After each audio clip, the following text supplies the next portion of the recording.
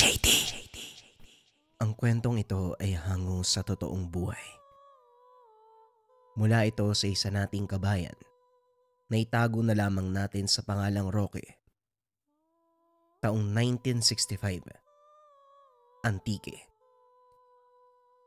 Sa liblib na baryo sa Antique, kung saan ang mga daanan ay gawa lamang sa lupa at ang liwanag sa gabi ay mula lang sa buwan at lampara, doon nakatira ang mga taong payak ang pamumuhay. Tahimik ang lugar, ngunit sa likod ng katahimikan, nagtatago ang mga kwento ng kababalaghan. Mga kwentong pinamana ng matatanda sa mga kabataan, binubulong kapag sumasapit na ang hating gabi. Isa sa mga kilalang tao roon ay si Mang Roque, isang panday. Nasa 65 taong gulang. Matanda na siya, balbasarado, payat ngunit matipuno pa rin ang pangangatawan. Araw-araw maririnig ang tunog ng martilyo at bakal mula sa kanyang maliit na pandayan. Gumagawa siya ng mga itak, kutsilyo, gulok, at iba pang mga gamit sa bukid. Ngunit higit pa roon, may kakaibang reputasyon siyang dala. Ayon sa mga usap-usapan, may isang patalim na ginawa si Mang Roque na hindi pangkaraniwan. Hindi lang bakal ang bumabalot dito, kundi mga dasal at orasyon na matagal niya nang pinag-aralan. Ang sabi ng matatanda, ang patalim na ito may kapangyarihang pumatay ng aswang. Hindi yon basta-basta. May mga dasal na hindi alam ng iba. Ibinabad sa iba't ibang uri ng dahon at mga ritual. Mabuti na lang nandyan si Mang Roque. Siya lang ang tanging panlaban natin. Habang lumilipas sa mga araw, mas dumadami ang bulungan sa baryo. Isang araw, may buntis na babaeng kapitbahay ang biglang nagkasakit. Si Marta, nasa 7 buwan pa lamang ng pagbubuntis. Nagsimulang mangayayat ng hindi maipaliwanag. Lalo na ang kanyang tiyan, parang unti-unting hinihigop papaloob.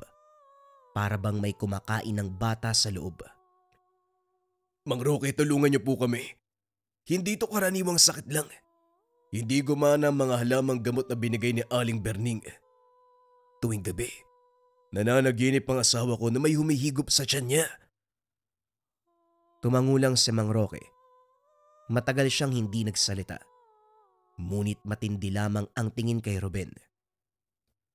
Kung totoo man ang hinala ko, may gumagalang aswang sa baryo natin.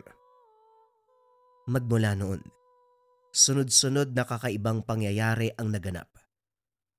Naunang nawala ang mga manok ng ilang kapitbahay. Kinabukasan baboy naman ang hindi na muling nakita. May mga nagsabing nakakita sila ng aninong gumagapang sa bubungan. Parang isang dambuhalang ibon na kalaunan ay nag-aanyong tao.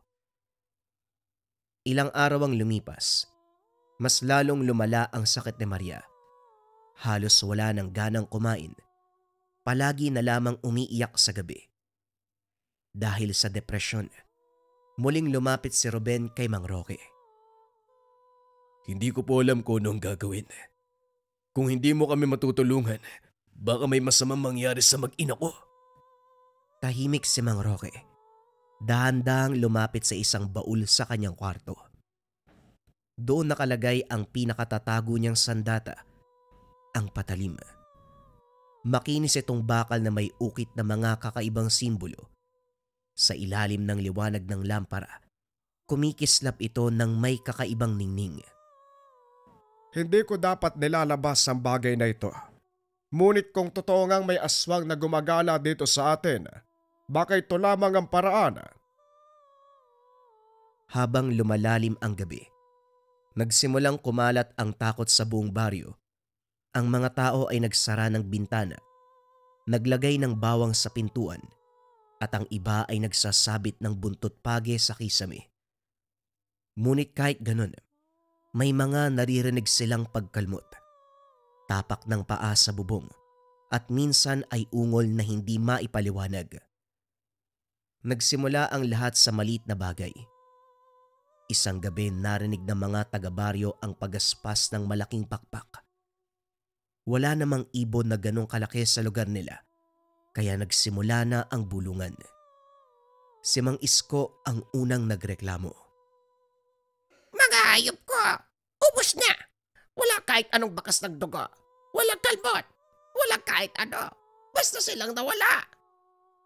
Nagtipon-tipon ng mga tao sa harapan ng tindahan ni Cora. Naroon sina Mang Roque, Ruben, Mang Isko, Aling Fe, at ilan pang kapitbahay. Baka tao lang ang kumuha, Manong Isko. Tanong ni Aling Cora. Kung tao, di ba dapat bakas ng paa may iwan? O hindi kaya naman tutunog habang binubuksan yung kulungan? Pero wala naman Nawala na lang ng parang bula. Tahimik si Ruben. Nakayuko at halatang balisa. Sa isip niya ang pagkawala ng mga hayop ay palatandaan lamang na mas masahol pa ang mangyayari. Makalipas ang 2 gabi, ang alagang baboy naman ni Budok ang nawala. Mas malaki ang sukat nito, kaya mas nakakapagtaka na mawala nang walang kahit anong tunog o bakas. Nung gabi nga, may narinig akong kaluskos Akala ko pusa lang. Pero pagsilip ko sa bintana may nakita akong malaki tapos kulay itim na nilalang Nilalang? Anong klaseng nilalang, Budok? Tanong ni Aling Fe. Basta ang alam ko hindi po tao. Hindi rin hayop yun. Nung makita ko nagbago ang anyo, kaagad akong bumalik sa higaan, nagtalukbong. Kinilabutan po ko Pinupuntirya na nila tayo. Nagsisimula na sila. Napatingin ang lahat kay Mang Roque na tahimik lang na nakikinig. Nakakunot ang noo ng panday, maigpit ang hawak sa kanyang tungkod. Samantalang tuwing gabi, tila kinakain ng kung anong sumpa si Marta. Namimilipit siya sa sakit. Napapayaw habang maigpit na hawak ang tiyan. Mahal, bakit parang may humihigop sa loob ko? Parang may tumutusok sa anak natin. Hawak ang kamay ng asawa. Halos maluwa si Ruben sa sinapit nito. Lalaban tayo. Huwag kang bibigay, Marta. Hinding-hindi ko kayo papabayaan. Kaso nga lang kahit anong sabihin, alam niya na hindi simpleng karamdaman ang dinadanas ng asawa. Dumating ang gabi na kinakatakutan ng lahat. Malakas ang ulan, kasabay ng hangin na tila humahampas sa bawat bahay sa baryo. Ang mga bubong na pawid ay humuhuni at ang mga pinto ay nag-iingay sa lakas ng ihip. Sa bahay nila Ruben, hindi makatulog si Marta. Malamig ang pawis sa kanyang noo habang yakap-yakap ang tiyan. Ruben, may kalusko sa bubong Hindi mo ba naririnig? Inobserba ni Ruben ang paligid. Totoo nga, may mabigat na akbang sa itaas, parang may gumagapang. Kinuha niya ang bolo sa tabi ng pintuan, nanginginig ang kamay. Bumaba ka riyan kung sino ka man. Huwag na huwag kang magtatangka na lumapit sa asawa ko. Walang sumagot. Ngunit kasunod nito, isang mahabang kalmot ang tumagos sa bubong na pawid. Dinig ang paghila ng mga kuko. Ruben, huwag mo hayaang kunin yung anak natin. Naglabasan ang ilang kapitbahay, dala ang mga lampara at gulok. Nagtakbuhan sila papunta sa bahay nila Ruben nang marinig ang mga sigaw. May tao sa bubong! Hindi! Hindi tao! Nang itutok nila ang ilawan, isang nakakatakot na nilalang ang nasilayan. Payat na babae. Mahaba ang buhok na basa sa ulan. Nakadapa na parang isang malaking paniki. Ang mga kuko ay mahaba at matutulis. At mula sa bibig, bumubulwak ang isang mahaba at malagkit na dila na parabang pumapasok sa siwang ng bubong. Paulit-ulit na sumisigaw si Marta, nanghingi ng tulong sa lahat. Dumating si Mang Roque, hawak ang maliit na ilawan at ang kanyang baul na yari sa kahoy. Mabilis niyang binuksan at inilabas ang tinatago, ang patalim na may ukit na mga dasal at simbolo. Sa ilalim ng liwanag, kumikislap ito na parang may sariling apoy. Makikita rin na parang nagliliwanag na ginto. Maganda kayo. Hindi to basta halimaw. Lakas at dasal ang kailangan dito. Tumango ang mga lalaki at pumwesto sa paligid ng bahay.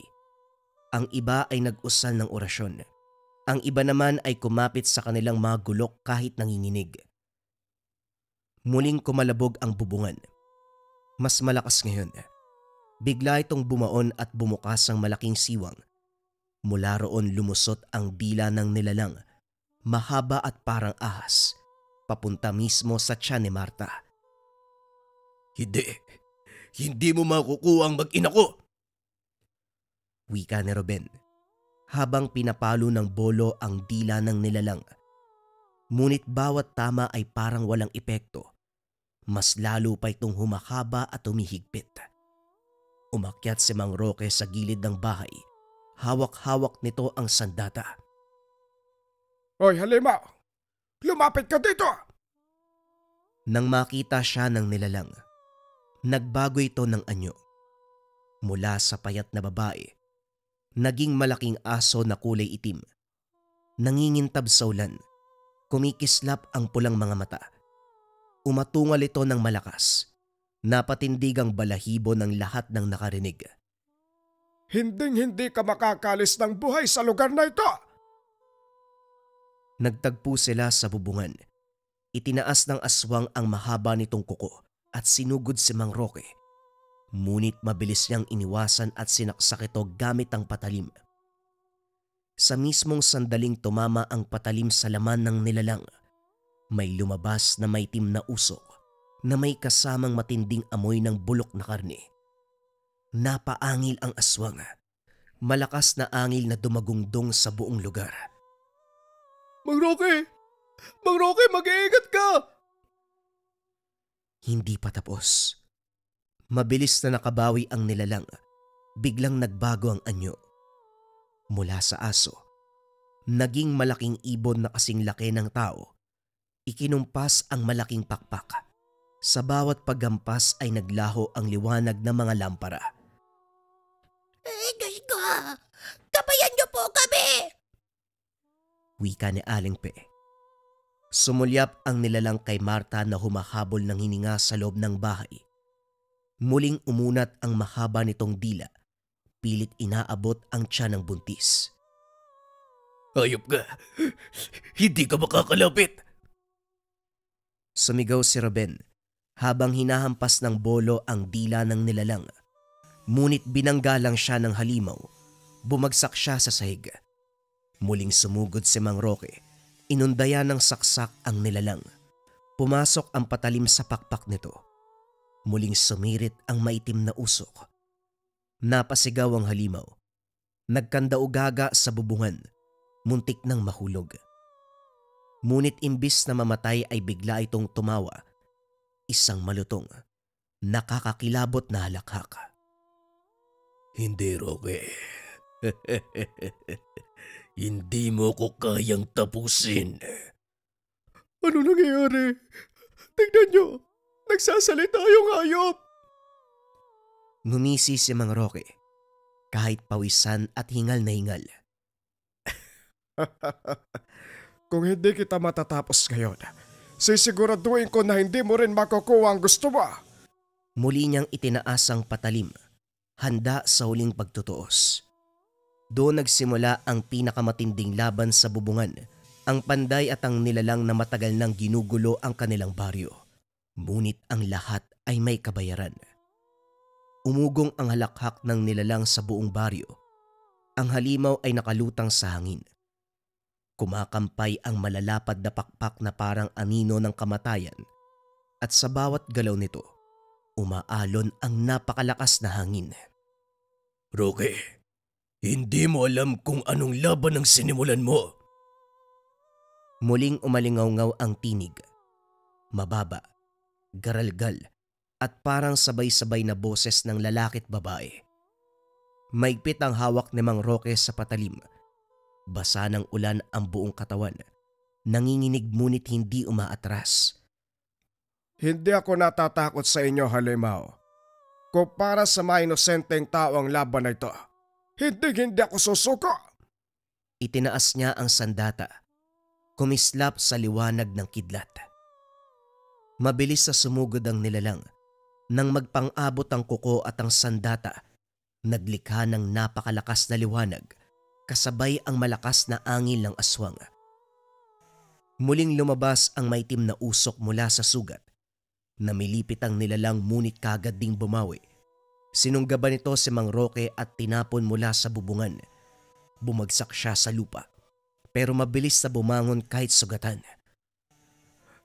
Mang Roque! Papalapit na sana si Ruben kay Mang Roque. Kaso nga lang tinulak siya ng isa sa mga lalaki. Huwag kang lalapit. Siguradong mapapahamak ka lang dyan. Muling nagbago ang anyo ng nilalang. Mula sa ibon, naging isang napakapayat na babae na ang katawan. Balot ng maitim na balat. Ang mga mata ay kulay pula na kumikislap. Ang ngipin naman, mahaba at matutulis. Lahat kayo, hindi makakaligtas. Wika ng nilalang. Sabay labas ng mahaba at malagkit na dila na halos umabot pa sa sahig. Inundayan nito ng hampas ang isa sa mga poste ng bahay nila Ruben at sa lakas ng pagtama, bumagsak ang kalahati ng dingding. Napasigaw si Marta sa loob. Hawak ang tiyan habang nanginginig. Wag mong kunin yung anak ko! Muling sumugod si Mang Roque. Ginamit ang lahat ng lakas. Inundayan ng saksak ang dibdib ng nilalang. Tumama ang patalim at sa pagkakataong ito, nagliyab ng bughaw na liwanag. Nanginginig ang halimaw, napasigaw ng ubod ng lakas. Isusumpa kita, Roque. Isinungsumpa ko ang buong baryong ito. Napaluhod ang mga tao sa lupa. Tinakpan ng kanilang mga tenga sa lakas ng sigaw. Ang mga bata ay umiiyak. Ang matatanda na may nagdarasal. Pero hindi nagpatinag si Mang Roque. Sa bawat pag-usal niya ng dasal na natutunan noon pa, mas lalong kumislap ang patalim. Sa ngalan ng may likha, umalis ka sa lugar na ito! Lalong lumabas ang usok mula sa sugat ng halimaw. Unti-unti itong nagsimulang matunaw. Ngunit bago pa tuluyang maglaho, bigla nitong sinunggaban ang kamay ni Mang Roque. Hindi ba ako tapos sa'yo? Nagpumiglas ang panday, ngunit naramdaman niya na parang may malamig na enerhiya na dumadaloy mula sa nilalang patungo sa kanyang katawan. Nanghina siya, halos mabitawan ang patalim. Mang Roque, eto, salawin mo! Hinagis ang buntot pagi. Tumama ito sa halimaw. Sandaling nakawala si Mang Roque. Muli siyang bumuelo ng pag-atake. Pinunterya ang ulo ng halimaw. Sumabog ang sigaw ng nilalang, kasabay ng pagputok ng bughaw na liwanag na nagpasiklab sa buong baryo. Ang mga tao'y napapikit at ang hangin ay biglang bumigat. Pagmulat nila wala na ang halimaw. Tanging maitim na abo at usok ang naiwan. Nakakalat sa bubungan at sa lupa. Hinihingal si Mang Roque. Halos hindi na makagalaw. Ang mga kamay niya ay nanginginig habang hawak pa rin ang patalim. Ano? Patay na ba? Patay na ba ang halimaw? Bago pa siya makasagot, muling narinig ng lahat ang nakakapangilabot na halakhak. Mula sa malayo, parang nagmumula sa hangin. Hindi. Hindi niyo ko tuluyang mapapatay. Napatitig si Mang Roque sa patalim. Alam niyang totoo ang banta. Hindi pa tapos ang lahat. Lumapit ang mga tao. Inakay si Mang Roque na halos mawala na ng lakas. Mang Roque, salamat sa paglaban. Kung hindi dahil sa'yo, nakuha na si Marta, pati na rin ang kanyang anak. Hindi pa rito nagtatapos ang lahat.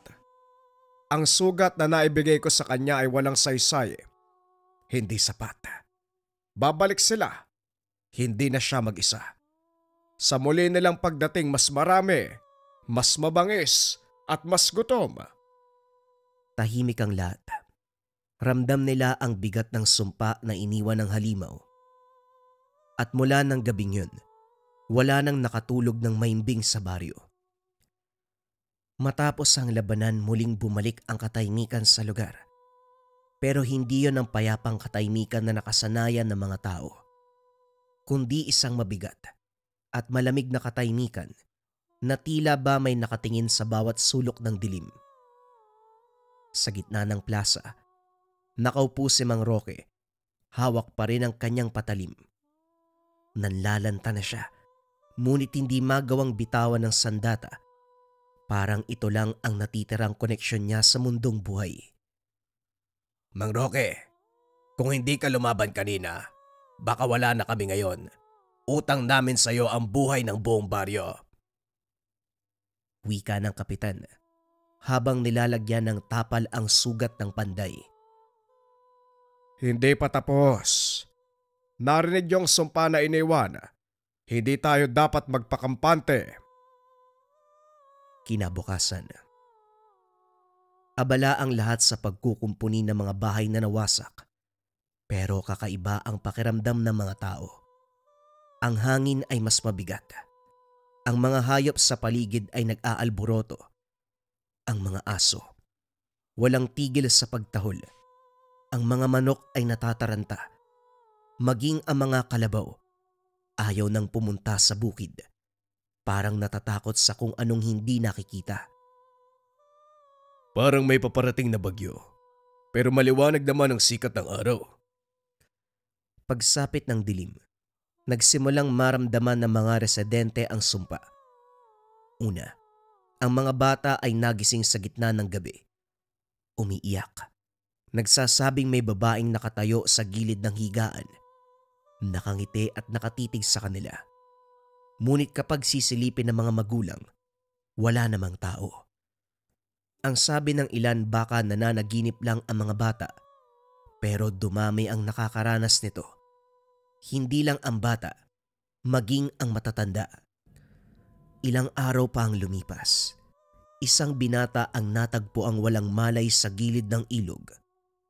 Nang tignan ay tuyot na ang katawan, parang natanggalan ng dugo. Diyos ka, ganito rin ang kwento ng matatanda. Noong may nilalang na dumaan dito, dekada nang nakakalipas. Lumapit si Mang Roque. Hawak ang patalim. Hinipo niya ang katawan ng binata. Kagad naramdaman ang malamig na enerhiya. Tama kayo. Hindi siya namatay sa natural na pamamaraan. Isa ito sa mga alagad ng halimaw. Binalikan na nila ang baryo. Simula noon gabi-gabi na ang kababalaghan. May mga nakakarating na pagkaluskos sa bubong. May mga nakakakita ng anino sa labas ng bintana. At may mga nakakaramdam ng mabigat na hininga sa kanilang batok habang natutulog. Isang gabi, nagtipon-tipon ng ilang kalalakihan kasama ang kapitan. Roque, hanggang kailan tayo ganito? Hindi kami makatulog ng mabuti. Hindi kami makapagtrabaho. Natatakot ang lahat. Hindi natin pwedeng takasan ng sumpa. Kailangan buong pusong harapin. Pero hindi ako sigurado kung sasapat ba ang sandata na ito sa mga susunod na kaganapan. Isang gabi, habang natutulog si Mang Roque, napaginipan niya ang nilalang. Nakalutang ito sa gitna ng dilim habang nakangiti. Kung akala mo tapos na ang laban, nagkakamali ka. Dumating na ang aking mga kauri. Nagising si Mang Roque na pawis na pawis. Napatingin siya sa patalim. Kumikislap. Ngunit pakiramdam niya humina ang bisa nito. Tama ang kutob niya. Darating pa ang mas matinding kaganapan. Pagsapit ng umaga, nagimbalang lahat ng makita si Marta. Ang buntis na muntik ng kunin ng halimaw. Biglang nanlumo at halos hindi na makagalaw. Mang Roque, tignan mo si Marta. Pakiramdam ko may kumukuha ng lakas niya. Nilapitan siya ni Mang Roque at pinatong ang patalim sa tiyan ng babae. Sa sandaling yun, nagsimulang gumalaw ang sanggol sa loob ng sinapupunan. Nakikita ng mga nilalang ang sanggol. Gusto nilang kunin ang bata. Nanginig si Marta sa sinabi ni Mang Roque. Huwag po kahit anong mangyari. Huwag niyo pong hayaang makuha ang anak ko. Pagsapit ng gabi, nagtipon ang buong baryo sa plaza. Doon tumayo si Mang Roque hawak ang patalim. Makinig kayong lahat. Hindi pa tapos ang laban natin. Ang nilalang na yon ay nag-iwan ng sumpa at darating ang mas marami sa kanila. Kung gusto niyong mabuhay, kailangan maganda tayong lahat. Hindi lang ako ang lalaban. Kailangan nating magtulungan. Tahimik ang lahat. Nanginginig sa takot ngunit unti-unting tumango. Kung ito na ang kapalaran natin, mas mabuti nang lumaban kaysa matuyo sa dilim. Mula ng gabing yon ay nagbantay ang lahat. Pero habang nakatingin si Mang Roque sa malayo, ramdam niya, nagsisimula pa lang ang tunay na bangungot. Lumipas ang ilang araw mula nang magbigay ng babala si Mang Roque. Mas naging handa at mapagmatsyag ang mga tao sa baryo. At higit sa lahat, tila nadagdagan ang tapang ng bawat isa. Sa ilalim ng buwan, habang nagbabantay ang mga kalalakian sa plaza, biglang may humampas na malamig na hangin mula sa kagubatan. Kasabay nito isang amoy na mabaho, parang bulok na karne. Ano yun? Naamoy mo ba, Kap? Parang kakaibang aroma. Napakabaho. Mula sa malayo, narinig nila ang alingawngaw ng mga yabag. Hindi lang basta, kundi marami. Mga yabag na mabigat, parang dumadagungdong ang lupa sa bawat hakbang. Tumayo si Mang Roque. Hawak niya ang patalim na ngayoy kumikislap ng mahina. Pinagbasdan niya ang dilim. Maganda kayo. Nandito na sila. Unti-unting lumitaw mula sa kagubatan ang mga nilalang. Iba't iba ang anyo. Merong payat na parang kalansay. Mahaba ang mga kuko. Pulang-pula ang mga mata. May isa namang dambuhala. Kasing laki ng kalabaw ngunit nakatayo sa dalawang paa. May balahibong magaspang at bungisngis na nakakatindig balahibo. Meron ding isang babae na ubod ng ganda sa unang tingin. Ngunit nang mapansin, wala itong mga paa at lumulutang lamang sa hangin. Ay nako, Maria Jose, mga kauri ng nakalaban mo. Roque, tulungan mo kami. Mula sa dilim, narinig nila ang tinig. Ngayong nandito na kami, kukunin namin ang sinumpang bayan nyo. Wala kayong takas. Nagtaas ng kamay si Mang Roque. Hawak niya ang ginintoang sandata. Kung gusto nyo naglaban, dito tayo. Hindi kami tatakbo. Parang kidlat ang bilis ng payat na nilalang. Sumugod ito. Tinangkang sunggaban si Ruben. Mabuti na lamang naitaboy siya ng isang sibat. Ngunit hindi ito tumagos.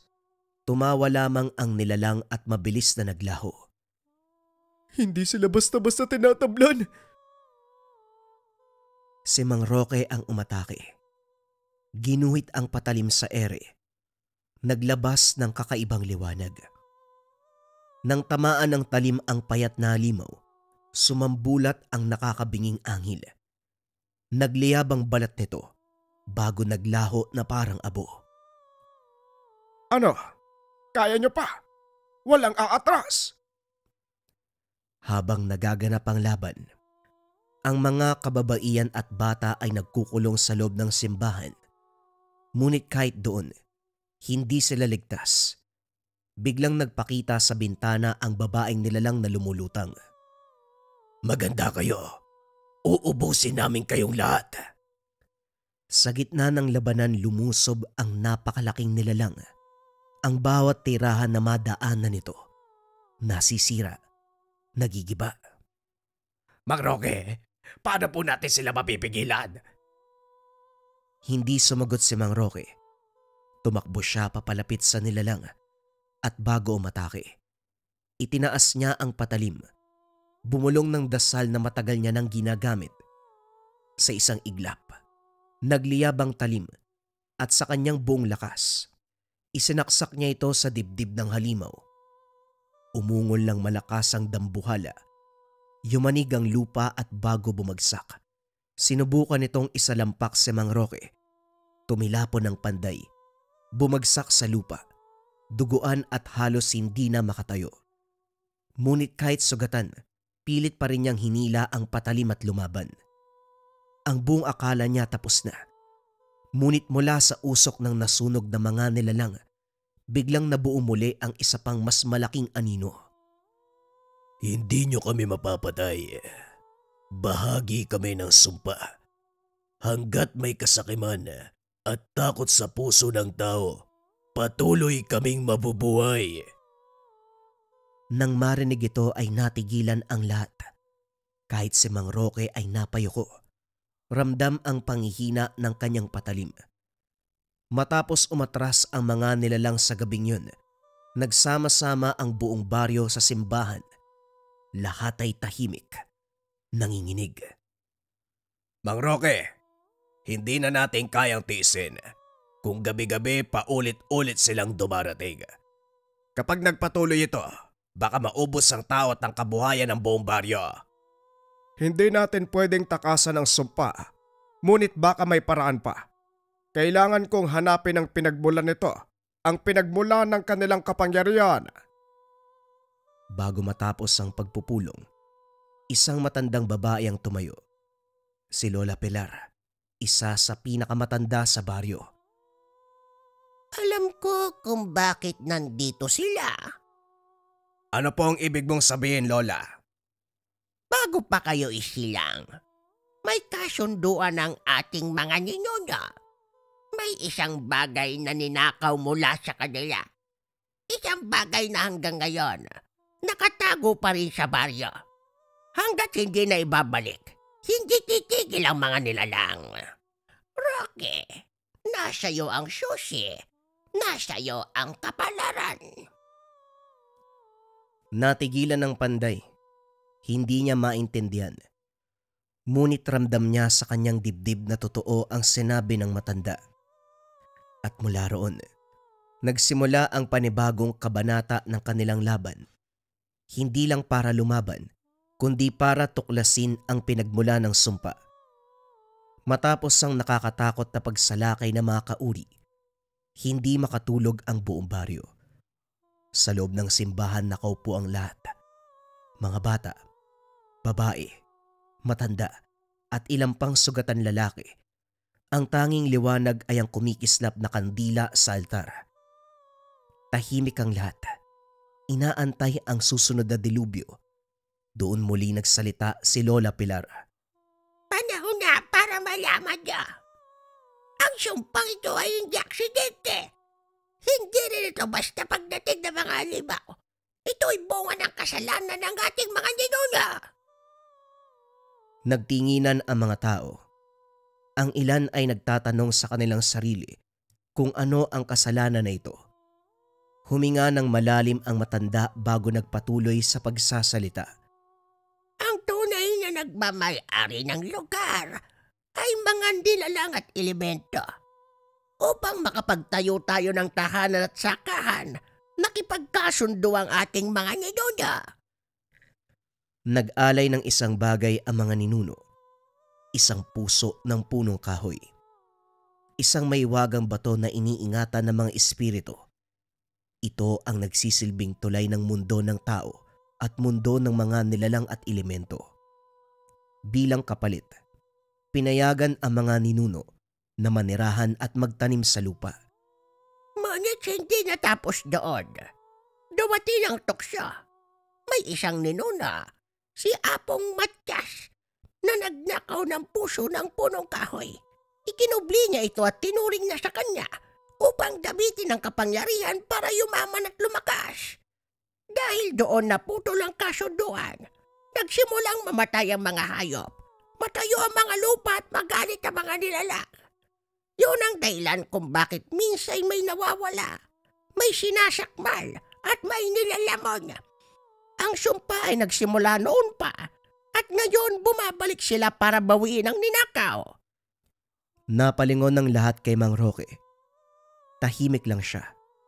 Ngunit ang mga kamay ay nanginginig. Teka, bakit ako? Dahil ikaw ang huling apo ni Apong Matyas, ang patalim na hawak mo, yan ay pamana ng ninuno mong traidor. Sa patalim nakatali ang sumpa, kaya ikaw lang ang makakaputol nito. Nagulat ang lahat. Ang mga tao ay nagsimulang magbulungan. Ang ilan ay natatakot kay Mang Roque. Kung ganun kasalanan pala ng lahi niyang lahat eh. Kung hindi dahil sa kanila, wala tayong ganitong sumpa. Sandali! Hindi kasalanan ni Mang Roque ang nagawa ng kanyang ninuno. Kung hindi dahil sa kanya, maaaring patay na tayong lahat. Kung ito ang kapalaran ko, tatapusin ko ang sinimulan ni Apong Matyas. Hanapin ko ang puso ng punong kahoy. Kung yon ang makakaputol sa sumpa, ibabalik ko ito. Kinabukasan maaga silang nagtipon. Pinili lamang ang iilang lalaki na sasama kay Roque. Si Ruben, Kapitan, Budok, at isang binatang malakas. Bitbit nila ang iba't ibang uri ng sandata. Sa gubat, itinago ni Apong Matyas ang bato sa pinakamalalim na parte kung saan hindi maaabot ng araw. Tahimik silang pumasok sa kagubatan. Habang lumalalim ang kanilang tinatahak, lalo nilang nararamdaman ang bigat ng paligid. Wala nang awit ng ibon. Wala nang ihip ng hangin. Tanging mga yabag at tunog ng putol na sanga ang naririnig. Habang naglalakad, bigla silang nakarinig ng iyak ng bata. Tulong! Tulungan niyo ako! Napatingin ang lahat. Mula sa likod ng mga puno, may batang lalaki na umiiyak. Duguan ng damit. May bata, tulungan natin! Sandali lang, hindi ang totoo. Huwag kayo magpapadala. Huli na. Nang lumapit si Ruben, biglang nagbago ang anyo ng bata. Wala na itong muka. Puti ang balat. Mahaba ang kamay. Mabilis sa sumunggab kay Ruben. Kagad sumaklolo si Mang Roque. Hinambalos ang nilalang gamit ang sandata. Sa isang hiwa nagliyab ang katawan nito at naglaho. Duguan na si Ruben. Halos hindi makatayo. Hindi dapat kayo nagtitiwala sa mga ganong bagay. Paanong makakarating ang bata sa ganitong lugar? Mag-isip kayo ng maayos. Habang lumalalim ang nilalakaran, napansin nila na parang paikot-ikot sa lugar. Parehong puno, parehong bato, parehong damuhan ang dinadaanan. Naliligaw tayo. May gumagalaw sa paligid. Tumigil si Mang Roque.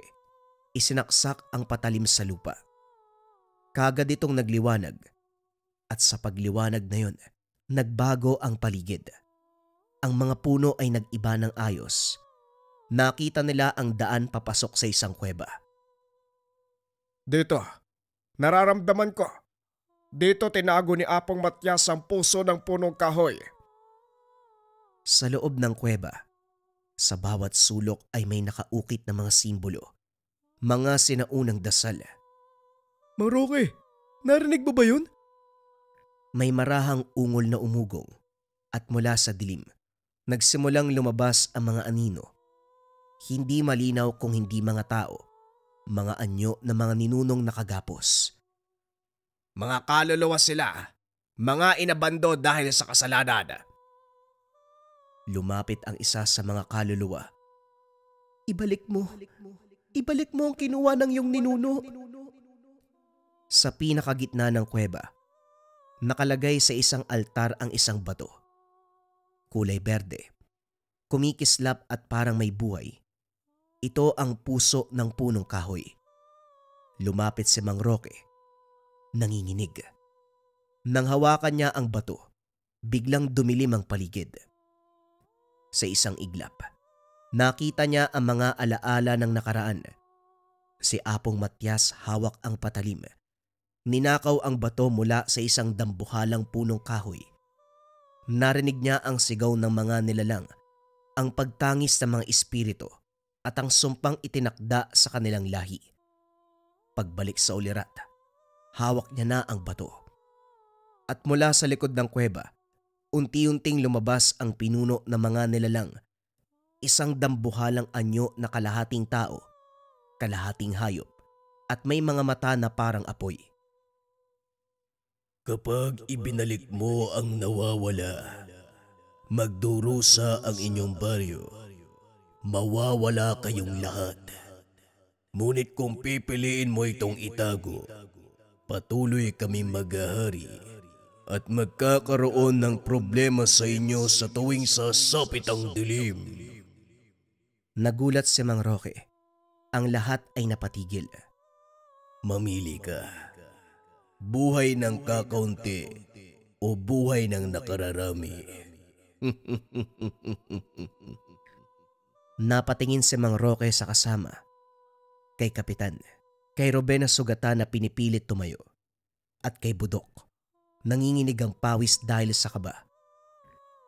Natanaw ni Mang Roque sa kanyang alaala ang mga gabi na pinoprotektahan niya ang baryo. Ang mga sigaw ng mga taong humingi ng tulong, ang mga batang kumakapit sa kanya tuwing may nawawala.